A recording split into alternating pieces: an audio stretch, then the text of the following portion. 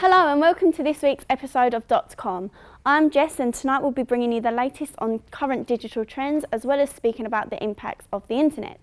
As always, if you've got anything to say about the show, you can send us your comments on Facebook or via Twitter using the hashtag DotCom. Firstly though, we are joined by an inspirational young man called Bradley who has continued to use the internet to endorse his campaign Peace of Mind after sadly losing his father to cancer when he was just 2 years old. Here's his story. My name's Bradley, I'm 20 years old and I'm from Medway in Kent. 18 years ago, I lost my father to brain cancer. After watching Tom Daley and his dad on TV after he'd been diagnosed, I knew that something had to be done. In 2012, I set up a charity campaign to raise money for families and patients who are affected with brain tumours. I started the campaign by making a video. This video showed my intentions and what I set out to do.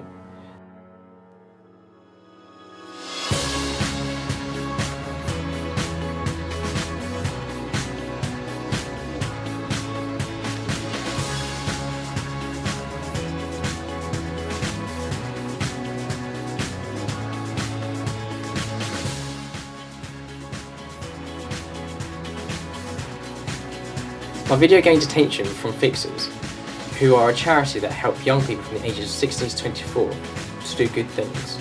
So my idea was to design t-shirts that would be sold in high street retailers to raise money. In addition, Fixers helped me to have my voice heard on the local news.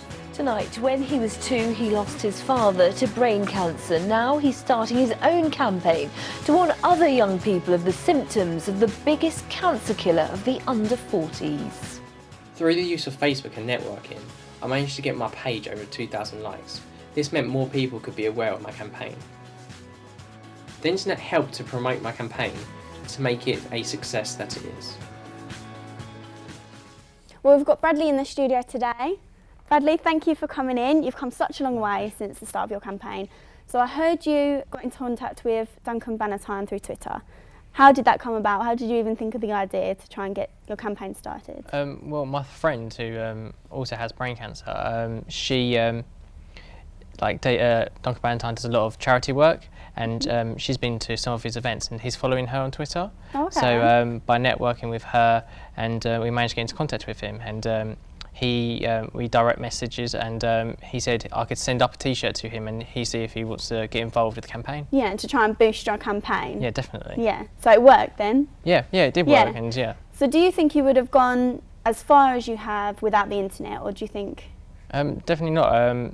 The whole thing was about an online campaign as well as the t-shirts. Yeah. And setting up a Facebook page, setting up a Twitter, okay. networking with different people who have the same experiences, and it was that way of raising awareness. Brilliant. Well, you've got t-shirts here with us. Yes. If you could just show us a couple. So this was... And you designed these yourself, Yeah, this didn't was you? designed by me, but produced by a company called Illustrated People, who have their tops in Topshop. So that was they're on Brick Lane, which is pretty nice. And what about the QR code on the other one? So this was for the ITV Fixers campaign, and this was the yellow top, and on the back there's a QR code which if you scan it goes to their website and it talks about a bit about my So it's really campaign. interactive with your campaign, so if you just scan that you can...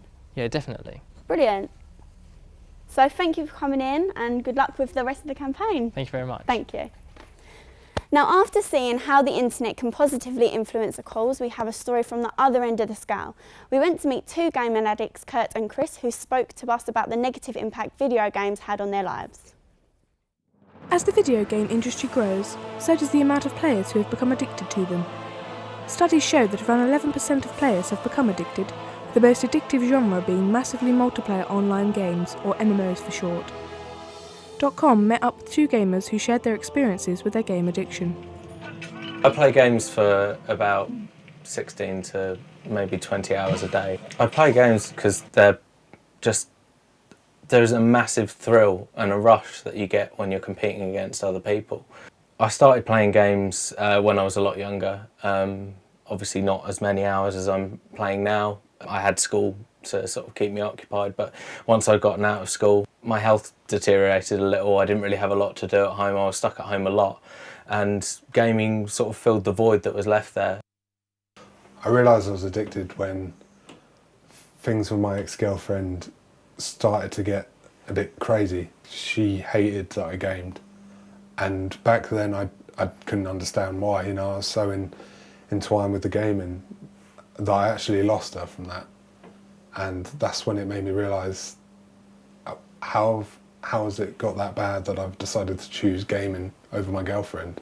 I found myself being such a recluse. I wouldn't go out.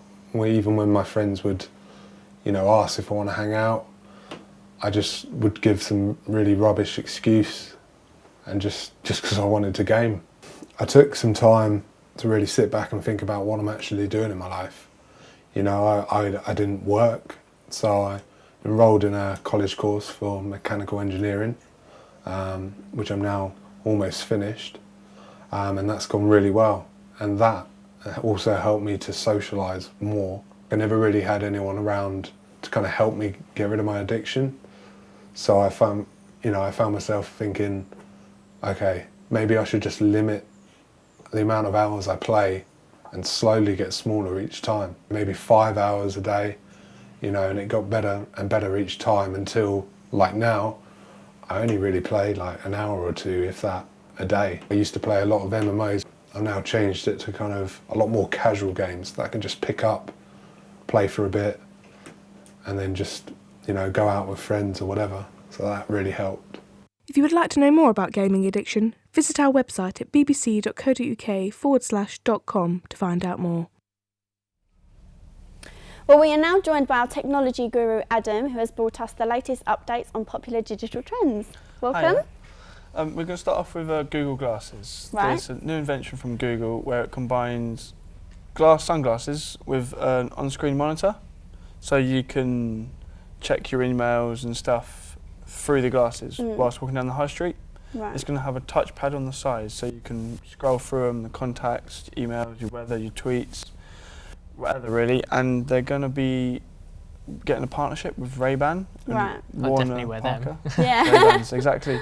So they're really interactive and convenient for everyone. Yeah, for everyone. They're going to be creating some stores coming out, so Right. everyone can try them on, and so that will promote them even more. Unfortunately, I couldn't get a pair on me today because they'd charge me otherwise, and I don't have that money.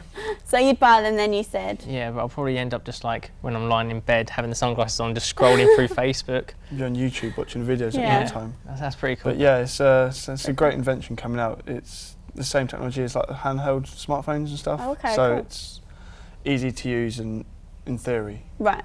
So what else have we got? We're next going to start with neck nominations. Oh, It's a trend that's been hitting social media, Twitter and Facebook, where participants have been dared to down a pint of so much alcohol, and then they dare someone else to do it again. Yeah, I've heard it's really dangerous. It's getting very dangerous. There's been 5 deaths in the UK and Ireland. Yeah. One in particular was Bradley Eam from Nottingham, who's 20, and he did 2 pints of straight gin. Unfortunately passed away after 3 heart attacks. Peer pressure though, some people. It is, it's all the peer pressure. Yes. I mean, I don't know if you've been neck nominated at all. No, I haven't, thankfully. I don't know how to do it if I do. Have you two? I haven't been neck nominated. I have, You have? unfortunately, but yeah, I'm not going to do it because No. I'd rather just do a pint of orange juice. Yeah. And the campaign now has turned into an alcohol awareness campaign. Oh, okay. So it's going against what they just said before. Right, And so now is it on social networking? So Yes, it's yeah, about- definitely. Neck nominations on Facebook and Twitter is Yeah. now alcohol awareness. Lovely. Well, thank you for coming in. Thank you. Now, ever heard of the saying, don't judge a book by its cover? Well, the latest dating app Tinder completely goes against this, providing a whole new approach to finding love online. I decided to try the app myself to see whether it was hot or not. If you knew how much I loved you, how much I still love you. We live in a world where love is constantly on the mind. If you don't have it, you want it, and if you have it, you want to cherish it forever. So no wonder singletons are forever finding new ways to date and find their perfect man or woman. With the majority of the population now owning a smartphone, we've seen dating sites such as eHarmony and Match.com create apps that allows you to have your love life firmly in the palm of your hands. But there's a new dating app that's taken the world by storm, and that's Tinder. Tinder offers a quick and easy way for singletons to find people in their local area. All you need to do is log on, enter your location and click away. Unlike any other dating app, Tinder shows you their pictures, their age, how many likes you have in common via Facebook and how many mutual friends you have. You simply click like or note and move on to the next candidate. You can only start a conversation with someone if you both click like, so your romance can start. But to be honest, you're clicking like on so many people that you kind of forget who you've seen. But is a dating app merely based on looks something to go by? Would you just go around saying like or note to potential partners just because of their face? No, just no. So why should an app be any different? One of the head workers at Tinder said, "The word dating doesn't even mean to us. What does it even mean?" So I ask you, is Tinder really a dating app? Or is it just a place for others to judge people on their looks to find quick hookups in your local area? So after exploring the app ourselves, we've decided to create a little game to play with our guests. Hello. So what's going to happen is celebrities are going to appear online on the screen, and you've just got to say whether you like them or you don't, whether you think they're hot or not, and then we're going to give you some information about them after. Okay? Okay. Hot or not? I'm going to say yes. Yes? And you're going to I'm say gonna no. say no. First impressions, what is it about that you love? She looks naughty. She looks naughty. So is it the way she's dressed? Just the way it is, yeah. The pose? Teasing me in. Yeah? What about you? I'm not liking the fishnet stockings, don't like the outfit at The all. outfits, no. Yeah. And not sure about the hair. The hair's a bit weird. So Yay or no? I'm going to say no. I'm going to say no as well. Is it the age? Photo doesn't do her justice. She's got a horrible double chin as well. Yeah. So it might just be the angle of the photo. And the eyebrows as well. And I the don't know what's going eyebrows. on there. Hot or not? I'm going to say Hot. yes. Yeah. Yeah? Very pretty. What is it about her that you think is hot?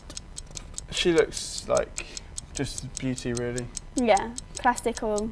Yeah, I think it's the eyes. The Yeah? eyes do it for me. So yeah, definitely like her. Lovely. I'm going to stick with yes. Yeah? What about it? What feature about her?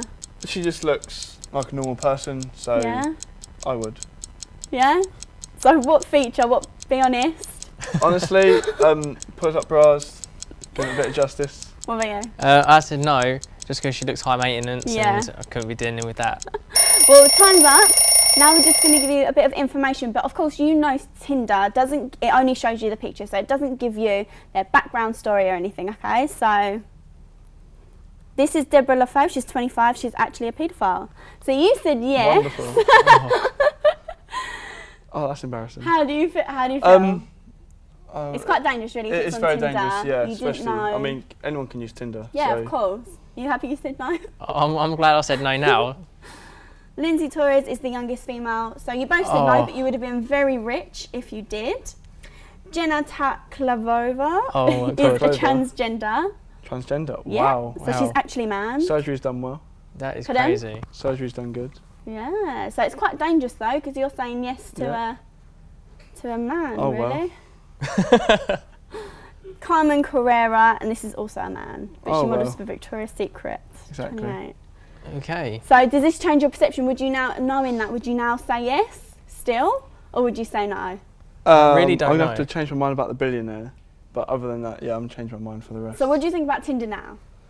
It's just shallow. Shallow. You've Very got to shallow. have, It's quite you've got to have dangerous, important really. information on there. Yeah. You don't know who you could meet. Exactly. So would you get it now if you hadn't had it already? I'm not going to rush to get it. No? Not to say the least. I might find some transgenders on there. Are you going to warn your friends about it? No, I'll surprise them. Yeah, like you did for us. All right, well, thank you for coming in and Thank you. participating. Thank you. So that's about it from us tonight. But don't forget to join us next week, where we'll be looking at high street shopping versus online, as well as the dangers of social networking. If you can't wait until then, you can find extra content on the BBC website by following the link to .com. Thanks for watching, and we'll see you again next week. Bye.